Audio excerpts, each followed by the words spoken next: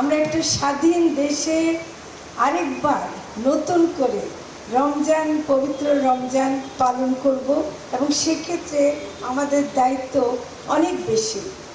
আমরা মানুষকে চাই যে অন্তর্বর্তীকালীন সরকার হিসেবে আমরা শুধুমাত্র যে এসে কিছু সংস্কার করব তা না, কিন্তু আমাদের কাজ হলো যে সাধারণ মানুষ যে উদ্দেশ্যে এবং যে কারণে তারা কষ্ট পাচ্ছিল, তাদের দম বন্ধ হয়ে আসছিল, সেটা ছিল দ্রব্যমূল্যের ঊর্ধ্বগতি।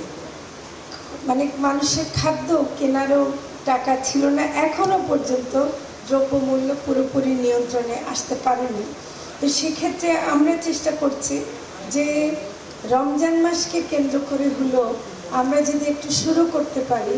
মৎস্য প্রাণী সম্পদ মন্ত্রণালয় এবং আমি আমাদের মৎস্য প্রাণী সম্পদ অধিদপ্তর বিশেষ করে যে উদ্যোগ নিয়েছেন, ডিজি মহোদয় এবং আমাদের যত পরিচালক এবং যারা আছেন প্রত্যেকে রাত দিন খেটেছেন। এমনকি শুধু ঢাকায় না, আমাদের সারা বাংলাদেশে আমাদের যারা প্রাণী সম্পদ কর্মকর্তারা আছেন, খামারিরা আছেন, প্রত্যেকেই রমজানে যেন অন্তত সাধারণ মানুষের কাছে সাশ্রয়ী মূল্যে, মানে যে একেবারে যে কয়টা আইটেম খুব গুরুত্বপূর্ণ, দুধ, ডিম, মাংস, মানে মাংস 2 রকম, মুরগি এবং গরুর মাংস, এগুলো যেন আমরা তুলে দিতে পারি সে চেষ্টা আমরা করে যাচ্ছি।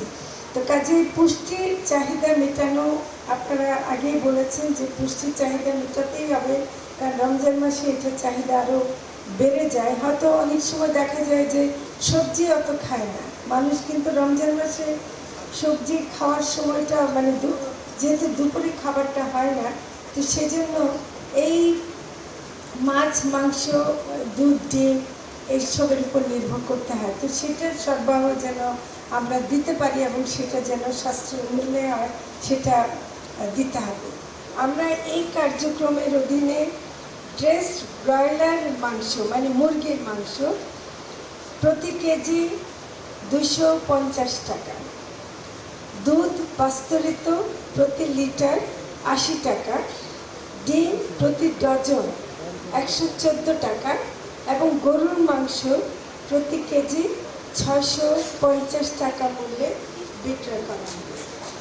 এটা আমরা ইনশাল্লাহ রক্ষা করব এবং আপনাদেরকে এটুকু কথা দিতে পারি, এটা নিরাপদভাবে প্রসেস করা, নিরাপদভাবে এটা তৈরি, ফলে এটা আমাদের সবাইকে অনেক কাজে লাগবে। তো আমি এটাও বলতে চাই যে মৎস্য ও প্রাণী সম্পদ মন্ত্রণালয়ে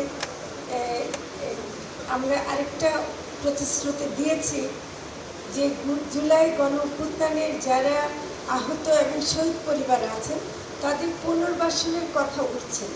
তো সেখানে কি কি কাজ করা যেতে পারে, সেখানে আমরা দেখছি যে আমাদের খামারে অনেক খামারের কাজ করা যেতে পারে, মৎস্য খামার করা যেতে পারে, পোলট্রি ফার্ম করা যেতে পারে।